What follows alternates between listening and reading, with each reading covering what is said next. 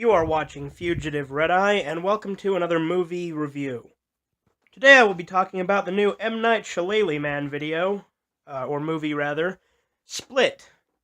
We went out and saw it in theaters, and damn, that was a good movie compared to some of his others. Now, I will be going over some really in-depth spoilers in this review, so if you don't want that, you may want to tune this off. But the movie itself is really good, especially for an M. Night Shaleighly Man video. Granted, I enjoyed Signs. I haven't seen The Sixth Sense yet, but I do own it. But I know a lot of people didn't like Signs, but I actually really liked it. But Split was really good. I honestly think it's the best movie he has made in years.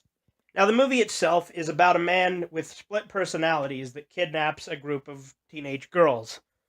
The interesting and original concept they did with this is the split personalities are not just split personalities. For instance, there's a persona known as the Beast, which keeps getting hyped up throughout the whole movie.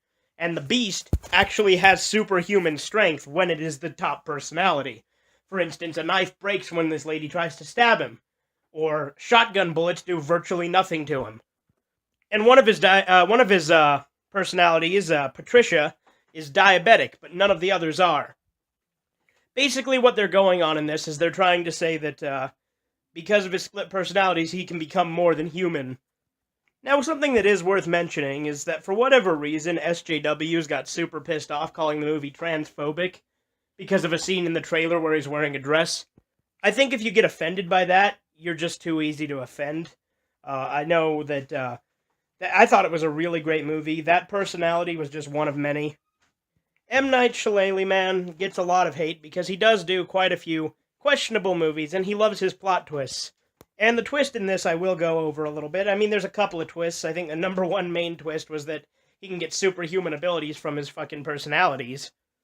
But there's a scene at the end, which I'll talk about in a moment, that if any of you are fans of some of Shaleighly Man's other good movies, you'll like this, because it ties the universes together. Now, Split doesn't necessarily have a happy ending. The guy gets away at the end because he was too powerful, and they start referring to him as the Horde. Not to mention that once he gets away, they announce it on the news, and then they talk about calling him the Horde. Now, this is the part where I mentioned it ties into another one of his movies.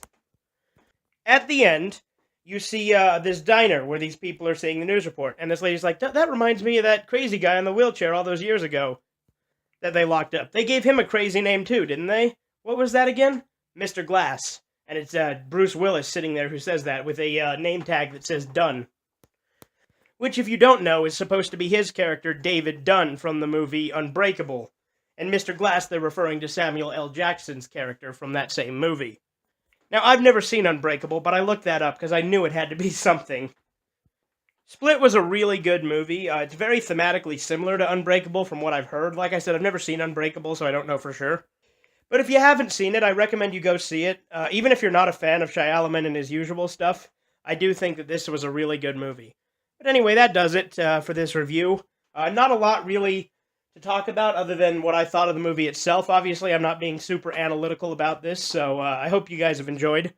And remember, this is just my opinion.